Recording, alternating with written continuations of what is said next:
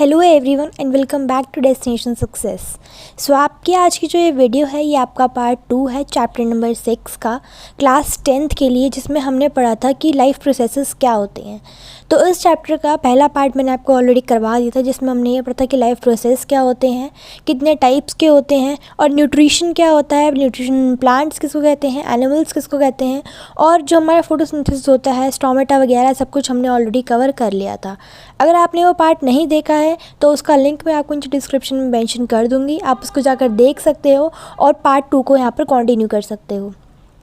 तो part 2 start करने से पहले अगर आप चैनल पर नए हैं तो kindly subscribe the channel and press the bell icon for all the new notifications and do follow me on Instagram as mention on the screen.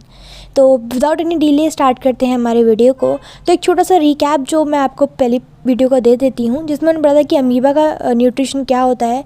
कि पहले अमीबा क्या करता है, एक फूड पार्टिकल के आसपास अपने सूडोपोडियाज को इन्हांस करना या फिर उसको एक्सपैंड करना स्टार्ट कर देता है। सूडोपोडिया क्या होते हैं, बेसिकली अमीबा के हाथ होते हैं जो उसको क्यों यूज़ करता है, खाने को कैप्चर करने के लिए। उसके बाद सूडोपोडिया को चारों तरफ फैलाने के बाद फूड को अंदर ले लेता है, इनटेक कर लेता है। उसके बाद खाने के बाद, डाइजेशन के बाद जो भी अनडाइजेस्टेड वेस्ट होता है वो सारा का सारा वो अपनी इन्हीं मेम्ब्रेन के थ्रू सेल से अपने आउट कर देता है बॉडी से। सिमिलर वे में हमने पढ़ा था कि न्यूट्रिशन इन पैरामीशियम क्या होता है, कि पैरामीशियम जो होता है वो अपने सीलिया के थ्रू खाने को इनटेक करता है और उसके बाद जो भी अनडाइजेस्टेड वेस्ट होता है सेम अमीबा की तरह वो वापस बाहर फेंक देता है। क्वेश्चन अराइज सीलिया क्या होता है, मैंने आपको पहले भी बताया था कि फॉर एग्जाम्पल अगर ये आपका पैरामीशियम है तो इसकी बॉडी के आसपास आप देखोगे पूरे में बाल बाल या हेयर टाइप स्ट्रक्चर होता है जिसको हम कहते हैं सीलिया। तो ये होते हैं सीलिया जो कि पैरामीशियम के खाने में इनटेक करने में उसकी हेल्प करते हैं। तो आज का हमारा जो टॉपिक है वो आता है न्यूट्रिशन के बारे में, कि न्यूट्रिशन क्या होता है। तो न्यूट्रिशन क्या होता है बेसिकली कि जो भी हम खाना खाते हैं उसका जो डाइजेशन होता है, डाइजेशन के बाद उसको बॉडी एब्जॉर्ब करती है ताकि हमें एनर्जी मिल जाए, और उसके बाद जो भी हमारा वेस्ट प्रोडक्ट होता है वो हमारी बॉडी के बाहर आ जाता है। तो इस सारा का सारा पूरा प्रोसेस क्या कहलाता है, आपका न्यूट्रिशन। सबसे पहले हम क्या करते हैं, इंजेशन। इंजेशन का मतलब क्या होता है, इनटेक ऑफ फूड, कि हम खाने को खा रहे हैं। नेक्स्ट प्रोसेस आपका आता है डाइजेशन। डाइजेशन का मतलब क्या होता है कि जो भी हमारा खाना होता है उसका ब्रेक डाउन होता है हमारी बॉडी के अंदर। अब ब्रेक डाउन क्यों होता है, ताकि ये जो खाना है वो हमारी बॉडी एब्जॉर्ब कर पाए, एब्जॉर्ब करने के बाद एसिमिलेट कर पाए। एसिमिलेशन और एब्जॉर्प्शन में फ़र्क क्या होता है कि एब्जॉर्प्शन होता है कि जब आपकी बॉडी उस चीज़ को एब्जॉर्ब कर रही है, सोख रही है, और एसिमिलेशन का मतलब होता है कि जब वो सोखा हुआ खाना आपकी बॉडी में यूज़ होता है आपकी बॉडी को एनर्जी देने के लिए, ताकि आप काम कर पाओ। क्योंकि अगर आपकी बॉडी में एनर्जी नहीं होगी तो आप काम नहीं कर पाओगे। तो इसीलिए एसिमिलेशन क्या करता है, आपकी बॉडी को एनर्जी प्रोवाइड करता है, मतलब फूड क्या हो रहा है यहाँ पर, यूटिलाइज हो रहा है। और लास्ट आपका होता है इजेशन। इजेशन का मतलब क्या होता है कि जो भी आपकी बॉडी ने वेस्ट जनरेट करा है वो सारा का सारा आपकी बॉडी के बाहर चला जाता है थ्रू वेरियस ऑर्गन्स, जैसे कि आपका किडनी हो गया, यूरेथ्रा हो गया, यूरेट्रस हो गया, इन सब के थ्रू आपका खाना बाहर आ जाता है, वेस्ट प्रोडक्ट। तो ये होता है आपका nutrition. Different organisms utilise different nutritional process as it depends upon the source of carbon from which the food is taken. इस लाइन का मतलब क्या है कि जो अलग अलग ऑर्गेनिजम्स होते हैं उनका जो प्रोसेस होता है न्यूट्रिशन का वो अलग अलग होता है। अलग अलग क्यों होता है, क्योंकि हर कोई जो खाना खाता है उसमें कार्बन का जो अमाउंट होता है वो अलग होता है। अब आपने एक चीज़ पढ़ी थी कार्बन वाले चैप्टर में कि आपके पास जितनी भी आसपास चीज़ें दिख रही हैं वो सारी की सारी चीज़ें कार्बन से बनी हुई हैं। Everything is made up of carbon. तो जो हमारा खाना होता है उसमें भी कुछ कार्बन के पार्टिकल्स होते हैं जिसका अमाउंट डिफरेंट होता है ह्यूमन्स के लिए, प्लांट्स के लिए और एनिमल्स के लिए। तो ये जो डिफरेंस होता है कार्बन के अमाउंट में, इसी की वजह से जो आपका न्यूट्रिशन का प्रोसेस होता है वो भी हर एक की बॉडी में अलग तरीके का होता है।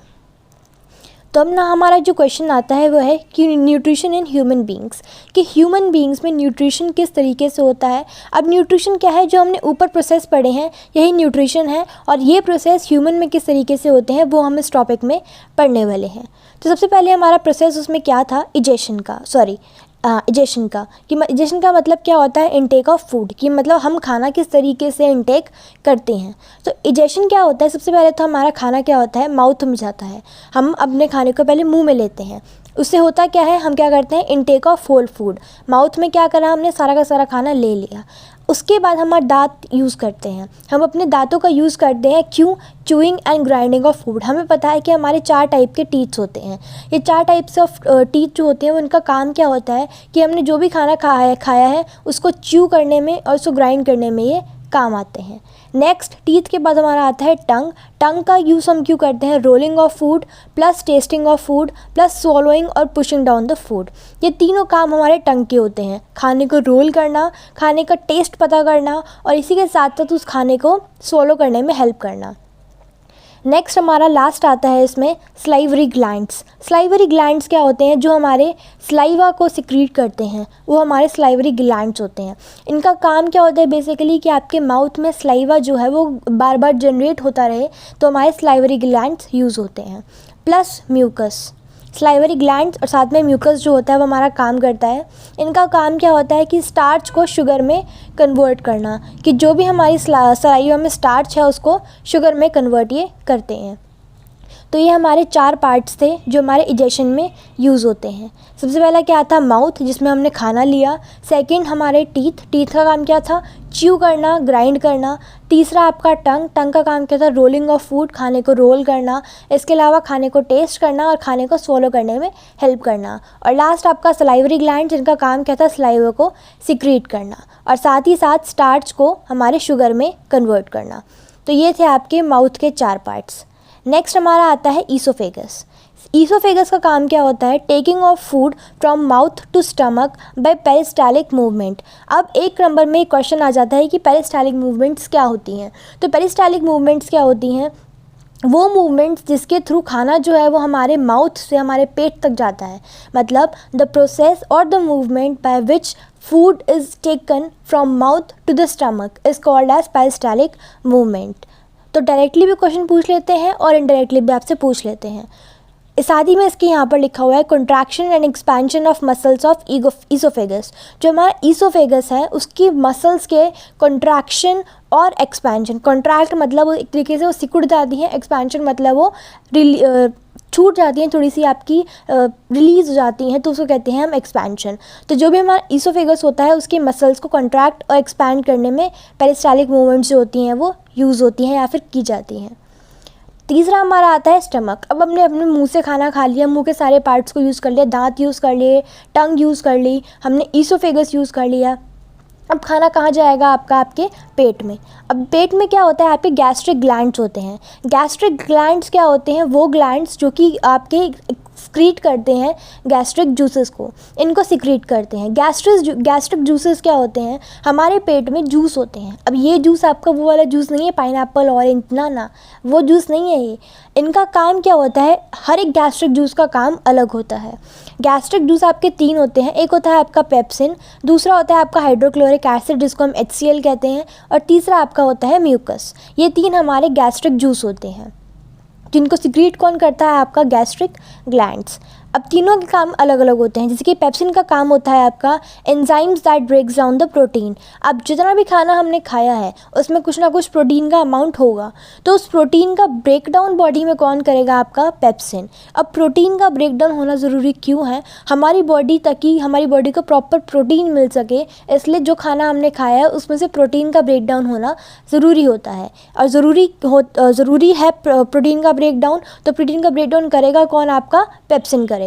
नेक्स्ट हमारा HCl हाइड्रोक्लोरिक एसिड जिसको हम कहते हैं।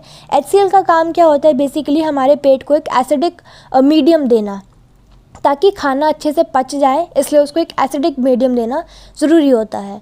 एंड थर्ड हमारा म्यूकस का काम क्या होता है? Protects the inner lining of the stomach. अब हमारे पेट में क्योंकि HCl प्रेजेंट है, HCl क्या है? एक तरीके का एसिड है, और एसिड हमेशा जानलेवा होता है, वो आपकी बॉडी को जला सकता है। You can burn your self using N acid. तो इस एसिड से हमारे ऑर्गन्स डैमेज ना हो जाए, इसलिए हमारे पास म्यूकस होता है। म्यूकस का होता है एक तरीके से वो प्रोटेक्ट करता है आपके पेट के हाइड्रोक्लोरिक एसिड को। मान लो ये आपका पेट है, यहाँ पर आपका HCl है, तो इसी के बाहर एक लाइनिंग होती है जिसको हम कहते हैं म्यूकस। ये क्या है? आपका म्यूकस है। इसका काम क्या है? इस हाइड्रोक्लोरिक एसिड से बाकी के ऑर्गन्स को बचाना काम होता है आपका म्यूकस का। तो हमने यहाँ पर बेसिकली पढ़े 3 गैस्ट्रिक जूसेस। कौन कौन से? पेप्सिन जिसका काम क्या था? प्रोटीन को ब्रेक डाउन करना। HCl हाइड्रोक्लोरिक एसिड, जिसका काम क्या है आपके पेट को या फिर स्टमक को एक एसिडिक मीडियम देना। थर्ड आपका म्यूकस, जिसका काम क्या है हाइड्रोक्लोरिक एसिड से प्रोटेक्ट करना।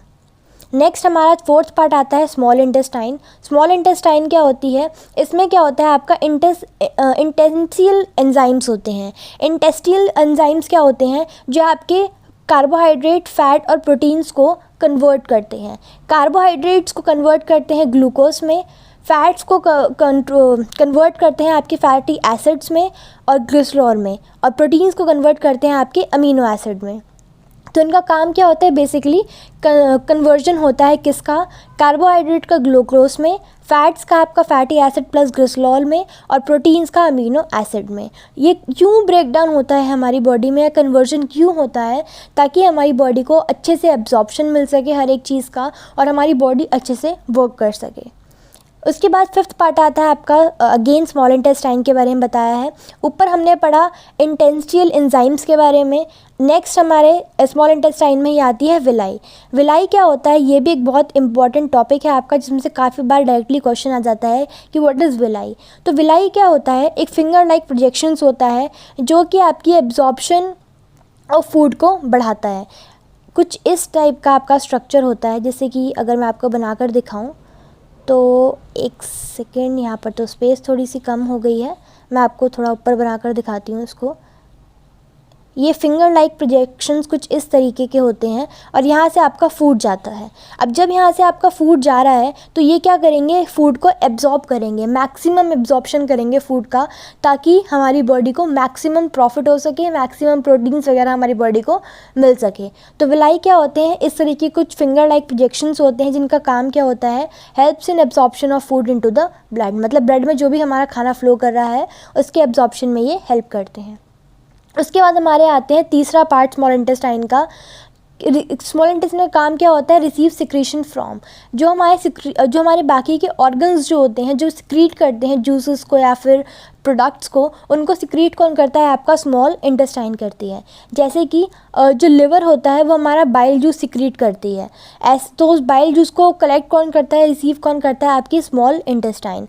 सिमिलरली पैनक्रियाज जो होती हैं वो आपकी पैनक्रियाटिक जूस को सिक्रीट करती हैं, तो इनको रिसीव कौन करता है, आपका स्मॉल इंटेस्टाइन।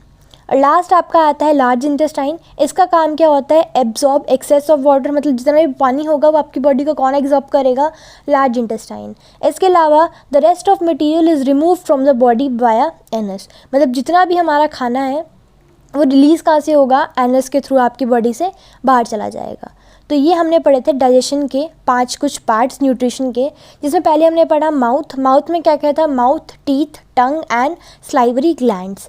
उसके बाद हमने पढ़ा ईसोफेगस। ईसोफेगस क्या है, वो मूवमेंट जिसमें हमारा खाना जो है वो हमारे मुंह से पेट तक जाता है। उसके बाद हमने पेट में पढ़ा कि पेट में क्या है, हमारे गैस्ट्रिक जूसेस हैं।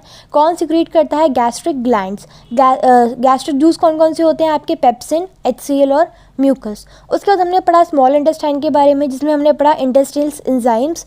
इसके अलावा विलाई के बारे में पढ़ा, और हमने पढ़ा कि ये क्या करता है, रिसीव करता है सिक्रीशन को।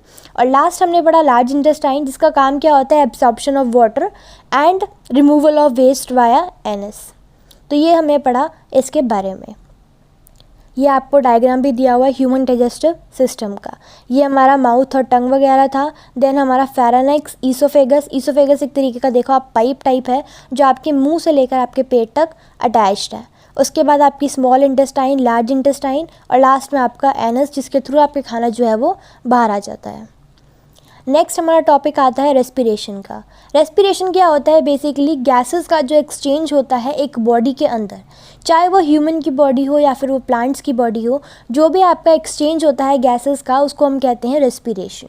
रेस्पिरेशन इन्वॉल्व्स गैसियस एक्सचेंज, मतलब गैसेस को हम एक्सचेंज करते हैं, कार्बन डाइऑक्साइड को हम बाहर छोड़ते हैं और ऑक्सीजन को हम इनटेक करते हैं। Secondly, break down of simple food in order to release energy inside the cell, इसको हम कहते हैं सेलुलर रेस्पिरेशन। सेलुलर रेस्पिरेशन और ब्रीदिंग में फ़र्क क्या होता है, ब्रीदिंग में गैसेस का एक्सचेंज होता है, पर सेलुलर रेस्पिरेशन क्या होता है कि वो सेल के अंदर होता है। जब सेल के अंदर एक ब्रेकडाउन होता है किसी भी खाने का, तो उसको हम कहते हैं सेलुलर रेस्पिरेशन। और ब्रीथिंग में कोई ब्रेकडाउन नहीं होता, सिंपल हम गैसेस को एक्सचेंज करते हैं। तो ये था डिफरेंस आपका ब्रीदिंग में और सेलुलर रेस्पिरेशन में। नेक्स्ट हमारा टॉपिक आता है break down of glucose by various parts, मतलब अलग अलग पार्ट से जब ग्लूकोज का ब्रेक डाउन होता है। ये काफ़ी इंपॉर्टेंट टॉपिक है जो पर्सनली मैंने जब एग्ज़ाम दिया था अपना 10th क्लास का, तो तब भी ये क्वेश्चन आया था। तो काफ़ी बार CBSE ये क्वेश्चन पूछता है आपसे, तो इसको ज़रा ध्यान से समझना। ब्रेक डाउन ऑफ ग्लूकोज क्या है, ग्लूकोज का ब्रेक डाउन किस तरीके से एक बॉडी में होता है वो यहाँ पर बताया गया है। ग्लूकोज क्या होता है, C6H12O6 का कार्बन है ये, जिसको हम 6 कार्बन शुगर कहते हैं क्योंकि इसमें कार्बन के अमाउंट कितना है, 6 है। जब भी कार्बन ग्लूकोज जो होता है वो टूटता है साइटोप्लाज्म में, तो उसमें क्या बनता है, एक 3 कार्बन मॉलिक्यूल बनता है जिसको हम पायरुविक एसिड कहते हैं, और एनर्जी। अब देखो ग्लूकोज हम यूज़ क्यों करते हैं हमारी बॉडी में, वो हमारी बॉडी को एनर्जी देता है। तो वही चीज़ है कि जब ये टूटेगा तो क्या बनेगा, एक 3 कार्बन का मॉलिक्यूल बनेगा जिसको हम पायरुविक एसिड कहते हैं, और साथ में क्या बनेगी, आपकी एनर्जी बनेगी। उसके बाद कार्बन का ब्रेकडाउन 3 सिचुएशंस में होता है। जब हमारी एब्सेंस ऑफ ऑक्सीजन हो, मतलब ऑक्सीजन बिल्कुल भी ना हो। दूसरा absence of oxygen in muscles, मतलब जब मसल्स में हमारी ब्रेकडाउन हो रहा है और एब्सेंस ऑफ ऑक्सीजन है। इसके अलावा प्रेजेंस ऑफ ऑक्सीजन, मतलब जब हमारी ऑक्सीजन जो है वो प्रेजेंट है, और ये होता कहाँ पर है, आपके माइटोकॉन्ड्रिया में, जिसको हम powerhouse of the cell कहते हैं। उसके बाद जब ऑक्सीजन की एब्सेंस होती है तो क्या बनता है, ethanol, carbon dioxide and energy. ये चीज़ आपको याद रखनी है कि जब भी कार्बन का ब्रेकडाउन होगा एब्सेंस ऑफ ऑक्सीजन में, तो क्या बनेगा, आपका इथेनॉल बनेगा, कार्बन डाइऑक्साइड बनेगी, और एनर्जी तो आपकी बनेगी ही बनेगी हर एक सिचुएशंस में, क्योंकि ग्लूकोज का यूज़ किस लिए होता है, एनर्जी को प्रोड्यूस करने में। दूसरा, जब अभी वो मसल्स में एब्सेंस ऑफ ऑक्सीजन में ब्रेकडाउन होता है तो क्या बनता है, आपका लैक्टिक एसिड और एनर्जी। तीसरा, प्रेजेंस ऑफ ऑक्सीजन जब माइटोकॉन्ड्रिया में होता है तो क्या बनता है, आपका carbon dioxide, water and energy. तो ये तीनों चीज़ें आपकी बनती हैं अलग अलग सिचुएशंस में। तो ये था आपका ग्लूकोज का ब्रेकडाउन। नेक्स्ट हमारा टॉपिक आता है एरोबिक एंड एनारोबिक रेस्पिरेशन। अब हमने एक चीज़ पढ़ रखी है कि जो रेस्पिरेशन होता है वो 2 टाइप्स का होता है, एक होता है आपका एरोबिक, एक होता है आपका एनारोबिक। दोनों में डिफरेंस क्या होता है, एरोबिक रेस्पिरेशन वो रेस्पिरेशन होता है जो कि ऑक्सीजन की प्रेजेंस में करा जाता है, मतलब वहाँ पर ऑक्सीजन प्रेजेंट होती है। सिमिलरली एनारोबिक रेस्पिरेशन क्या होता है, जो कि आपका ऑक्सीजन की एब्सेंस में करा जाता है, उसको हम कहते हैं एनारोबिक। और जो एरोबिक रेस्पिरेशन होता है वो आपका कहाँ पर होता है, आपका माइटोकॉन्ड्रिया में होता है, क्योंकि सेल में है। सेल कहाँ पर है, जहाँ पर आपकी ऑक्सीजन होगी वहाँ पर आपका सेल होगा, और जहाँ आपका सेल होगा वहाँ पर आपकी माइटोकॉन्ड्रिया में रेस्पिरेशन करी जाएगी। और जहाँ पर ऑक्सीजन नहीं है वहाँ पर सेल भी नहीं है, तो रेस्पिरेशन कहाँ पर होगी, आपकी साइटोप्लाज्म में रेस्पिरेशन करी जाएगी। जहाँ पर आपका ऑक्सीजन प्रेजेंट है वहाँ पर एंड प्रोडक्ट्स क्या बनेंगे, कार्बन डाइऑक्साइड एंड वाटर। और जहाँ पर आपका एनारोबिक रेस्पिरेशन है, मतलब ऑक्सीजन नहीं है, तो क्या बनेगा, आपका अल्कोहल और लैक्टिक एसिड, जो हमने ऊपर भी पढ़ा। क्या बना था यहाँ पर एब्सेंस में, एक तो आपका बना था इथेनॉल, एक आपका बना था lactic acid. Similarly anaerobic respiration क्या है, यहाँ पर ऑक्सीजन नहीं है, तो क्या बनेगा, आपका अल्कोहल एंड लैक्टिक एसिड। जो आपका एरोबिक रेस्पिरेशन होता है, क्योंकि इसमें आपकी ऑक्सीजन प्रेजेंट है, तो एनर्जी क्या होती है, मोर अमाउंट में बनती है, ज़्यादा एनर्जी बनती है। यहाँ पर आपकी ऑक्सीजन बिल्कुल भी नहीं होती है, तो क्या होता है कि एनर्जी जो होती है वो लेस अमाउंट में रिलीज़ करी जाती है। अगर ऑक्सीजन होगी तो एनर्जी ज़्यादा बनेगी, ऑक्सीजन नहीं होगी तो एनर्जी भी कम बनेगी। तो ये था आपका एरोबिक और एनारोबिक रेस्पिरेशन में डिफरेंस। इसके बाद हम आते हैं हमारे नेक्स्ट टॉपिक पर, जिसमें हम एक्सप्लेन कराएं कि ह्यूमन रेस्पिरेटरी सिस्टम क्या होता है। अब ह्यूमन रेस्पिरेटरी सिस्टम हम सब ने देखा है। सबसे पहले तो हमारी नॉस्ट्रल्स होती हैं। नॉस्ट्रल्स क्या होती हैं, जो हमारे नाक के छेद होते हैं उसको हम नॉस्ट्रल्स कहते हैं, जिसके थ्रू इनका काम क्या होता है, इनके थ्रू हम ऑक्सीजन का इनटेक करते हैं। उसके बाद आता है हमारा नेसल पैसेज और नेसल कैविटी। ये क्या होती हैं, ये दोनों वो पाइप्स होती हैं जो कि हमारे जो ऑक्सीजन हमने ली है उसको हमारे अंदर तक लेकर जाती है, हमारे लंग्स तक लेकर जाती है। नेक्स्ट हमारा आता है फेरेनेक्स एंड लैरिनेक्स। अगर मैं आपको इसी का डायग्राम दिखाऊं तो आपको पता चलेगा कि फेरेनेक्स और लैरिनेक्स क्या होता है। मे बी यहाँ पर डायग्राम आपका नहीं दिया हुआ है इसमें, बट अगर आप अपनी बुक में डायग्राम देखोगे तो आपको दिखेगा कि फेरेनेक्स और लैरिनेक्स क्या होता है। इनमें से हम लैरिनेक्स जो होता है इसको हम वॉइस बॉक्स भी बोलते हैं। वॉइस बॉक्स हम इसलिए बोलते हैं क्योंकि इसमें से हमारी वॉइस जो होती है वो प्रोड्यूस करी जाती है। अगर आप अपने गले पे हाथ लगा के देखोगे और बोलते टाइम अगर आप हाथ लगाओगे तो आपको दिखेगा कि आपके गले में कुछ वाइब्रेट हो रहा है। तो जो पार्ट वाइब्रेट हो रहा है वो क्या है, आपका वॉइस बॉक्स कहलाता है। उसके बाद आता है आपका ट्रैकिया। ट्रैकिया या विंड पाइप हम इसको बोलते हैं। हमारे गले में 2 पाइप्स होते हैं, एक होता है फूड पाइप, एक होता है विंड पाइप। फूड पाइप का काम क्या होता है, हमारे खाने को लेकर जाना पेट तक। विंड पाइप का काम क्या होता है, ट्रैकिया का काम क्या होता है कि जो भी आपने ऑक्सीजन का इनटेक करा है उसको आपके लंग्स तक लेकर जाता है। उसके बाद आता है आपके ट्रैकिया के बाद आता है आपका लंग्स। अब ये ट्रैकिया या विंड पाइप ने क्या करा, जितनी भी ऑक्सीजन आपने ली वो उसको लंग्स तक लेकर गया। अब लंग्स में क्या कहें, लंग्स में हमारी 4 चीज़ें हैं। एक होती है आपकी ब्रोंकाई, एक होती है ब्रोंक्यूल्स, एक एल्वियोली और एक ब्लड कैपिलरीज। ब्रोंकाई ब्रोंक्यूल्स क्या होते हैं, कुछ इस टाइप के स्ट्रक्चर आपके एक, जैसे ये आपका लेफ़्ट लंग है, ये आपका राइट लंग है, तो कुछ इस टाइप के स्ट्रक्चर्स होते हैं। तो जो इसके मेन स्ट्रक्चर्स होते हैं उसको हम कहते हैं ब्रोंकाई, और जो इसी के आगे छोटे छोटे सैक लाइक स्ट्रक्चर होते हैं बिल्कुल छोटे छोटे से, उसको हम कहते हैं ब्रोंक्यूल्स। सिमिलरली एल्वियोलीज क्या होती है, ब्रोंक्यूल्स के एंड में ना कुछ इस टाइप के आपको स्ट्रक्चर्स दिखेंगे, ये क्या होते हैं आपकी एल्वियोलीज। और ब्लड कैपिलरीज क्या होती हैं, जो आपकी ब्लड फ्लो करने में हेल्प करती हैं, वो आपकी ब्लड कैपिलरीज होती हैं। तो ये थे हमारे कुछ पार्ट जो हमारे ह्यूमन रेस्पिरेटरी सिस्टम के थे। नॉस्ट्रल्स, नाक के छेद जो हमारे ऑक्सीजन के इनटेक में हेल्प करते हैं। नसल पैसेज, नसल कैविटी, दोनों का काम क्या होता है, ऑक्सीजन को लंग्स तक लेकर जाना। उसके बाद फेरेनाइक्स, लारिंक्स, एक को हम कहते हैं वॉइस बॉक्स, जिसका काम क्या होता है आपकी वॉइस को प्रोड्यूस करना। उसके बाद आता है आपका ट्रैकिया। ट्रैकिया एक पाइप लाइक स्ट्रक्चर होता है जो कि आपकी ऑक्सीजन को आपके लंग्स तक लेकर जाता है। उसके बाद ब्रोंकाई, ब्रोंक्यूल्स, एल्वियोली और ब्लड कैपिलरीज का काम मैंने आपको ऑलरेडी यहाँ पर बता दिया। उसके बाद नेक्स्ट टॉपिक हमारा आता है इन्हेलेशन और एक्सहेलेशन के बारे में। तो इन्हेलेशन और एक्सहेलेशन बेसिकली होते क्या हैं, जब भी हम ऑक्सीजन का इनटेक करते हैं तो उसको हम कहते हैं इन्हेलेशन, और जब भी हम कार्बन डाइऑक्साइड को रिलीज़ करते हैं उसको कहते हैं एक्सहेलेशन। तो इसी का डिफरेंस आपको बताया हुआ है। सबसे पहले हमें बताया है कि जब भी हम इन्हेल करते हैं तो हमारी चेस्ट कैविटी क्या करती है, एक्सपैंड करती है। आप सांस अंदर लेकर देखो, आपकी चेस्ट कैविटी क्या होगी, एक्सपैंड कर जाएगी। सिमिलरली जब आप कार्बन डाइऑक्साइड को बाहर छोड़ते हो तो आपकी चेस्ट कैविटी क्या करती है, कॉन्ट्रैक्ट हो जाती है, थोड़ी सी सिकुड़ जाती है।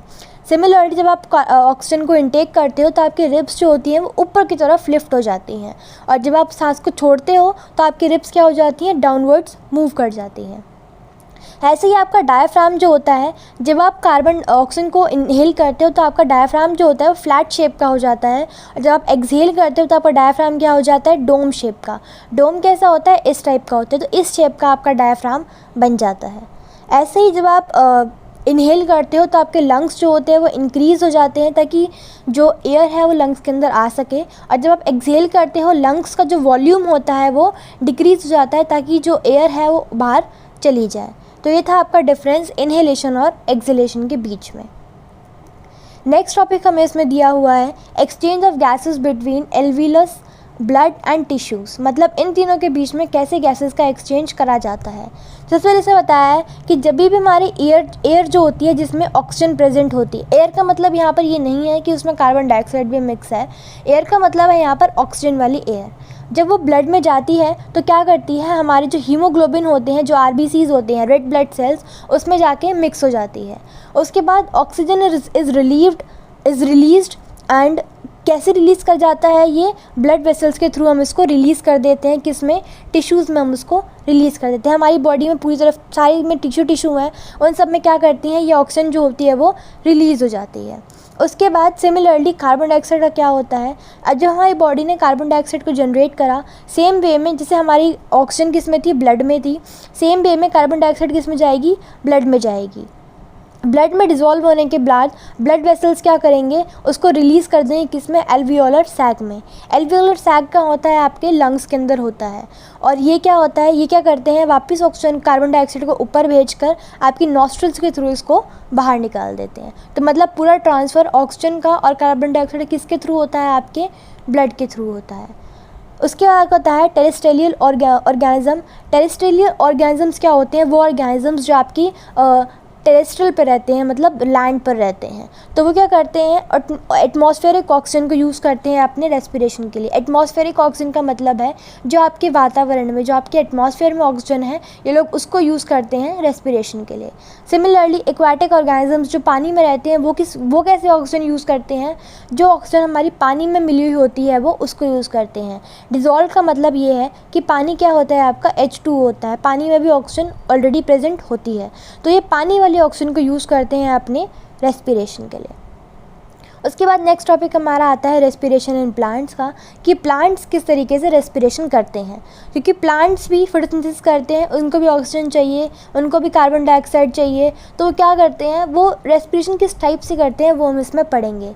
तो respiration in plants is simpler than respiration in animals, क्योंकि एनिमल्स या ह्यूमंस में क्या होता है, बहुत सारे अलग अलग पार्ट्स होते हैं जो कि इन्वॉल्व होते हैं आपके रेस्पिरेशन के प्रोसेस में, बट प्लांट्स में ऐसा कुछ नहीं, उनके पास नाक नहीं है, उनके पास लंग्स नहीं है, उनके पास ट्रैकिया, फेरेनेक्स, लैरिंक्स, सब कुछ नहीं है, तो रेस्पिरेशन इनमें ईजिली होता है एज़ कम्पेयर टू ऑर्गेनिजम्स या फिर एनिमल्स। गैसेस एक्सचेंज जो होता है किसके थ्रू होता है, स्टोमेटा के थ्रू। स्टोमेटा हमने ऊपर पढ़ा था, गैस का एक्सचेंज करने के लिए यूज़ होता है। दूसरा लेंटिसल्स इन स्टेम्स, मतलब स्टेम्स में छोटे छोटे आपके छेद टाइप होते हैं, उनके थ्रू होता है। Third general surface of the root, मतलब रूट के थ्रू भी रेस्पिरेशन करते हैं। तो ये 3 आपके पार्ट्स थे जो कि रेस्पिरेशन करते हैं आपके प्लांट्स के अंदर। तो ये था आपका रेस्पिरेशन का टॉपिक, और जिसमें हमने ये पढ़ा था कि रेस्पिरेशन क्या होता है और ह्यूमंस में न्यूट्रिशन किस टाइप से हम लेते हैं। तो ये था आपका आज की वीडियो के टॉपिक्स। आई होप आपको ये टॉपिक समझ में आए होंगे। बाकी के जो टॉपिक्स है इसको हम नेक्स्ट वीडियो में पार्ट 3 में के लिए do like, comment, share and subscribe my YouTube channel. Comment में ज़रूर बताना कि हाउ वाज योर रिव्यूज़, आपको समझ में आया कि नहीं समझ में आया। पार्ट 3 के लिए चैनल को सब्सक्राइब कर लेना एंड बेल आइकन को प्रेस कर लेना।